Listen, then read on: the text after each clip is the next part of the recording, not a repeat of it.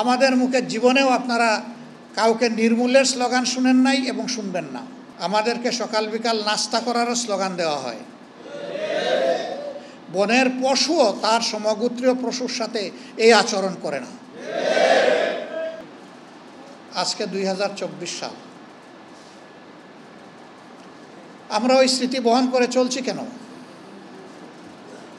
আমরা চলছি এই কারণেই যে দেশকে আমরা ভালোবাসি,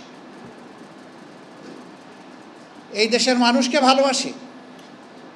এদেশের প্রত্যেকটি ইঞ্চি জমি এদেশের প্রতিটি নাগরিকের কাছে আমানত।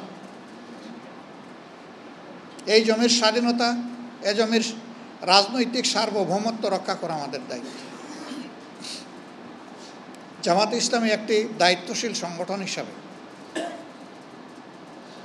স্বাধীন বাংলাদেশে বরাবর চেষ্টা করেছে দায়িত্বপূর্ণ আচরণ করার, কিন্তু আমরাও নিগ্রহের শিকার হয়েছি। এই কথা বললে হক আদায় হবে না, বরঞ্চ আমরাই নিগ্রহের শিকার হয়েছি এইটা বললে হক আদায় হবে। আমরা সেই সংগঠন যাদেরকে স্বাধীন বাংলাদেশে 2 দফা আওয়ামী লীগ ক্ষমতায় গিয়ে আমাদেরকে নিষিদ্ধ করেছে। আমাদের অপরাধ কি? আপনারা সবাই সাক্ষী। আমরা কি কারো জমি দখল করি? আমরা কি চাঁদাবাজি করি? আমরা কি কারো মা বোনের ইজ্জতের উপরে হাত দেই? আমরা কি দেশের সম্পদ বিদেশে পাচার করি? আমরা কি গুন্ডা বাহিনী লালন করি? আমরা কি মদ মাদকতার সাথে হাত মিলাই?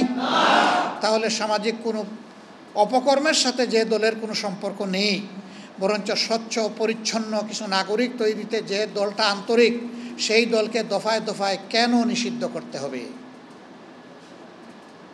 এর মূল কারণ হচ্ছে গরম ভাতে বিড়াল বেজার।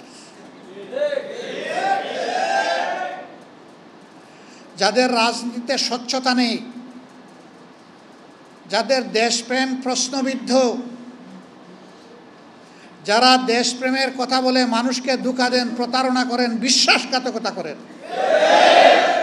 তারা দেশে স্বচ্ছ রাজনীতি পছন্দ করেন না, তারা বরদাস্ত করেন না, তারা এই রাজনীতির কবর রচনা করতে চান। এই জন্যই দফায় দফায় তাদের এই প্রয়াস। আমাদের মুখে জীবনেও আপনারা কাউকে নির্মূলের স্লোগান শুনেন নাই এবং শুনবেন না।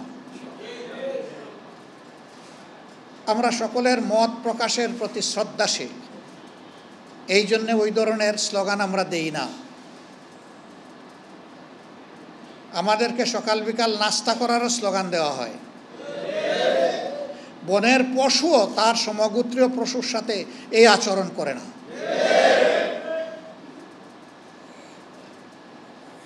আপনাদের মাধ্যমে প্রিয় দেশবাসীকে বলতে চাই, সকল যন্ত্রণার কবর দিয়ে আসুন আমরা বাংলাদেশকে নতুনভাবে দেখি এবং নতুনভাবে গড়ি।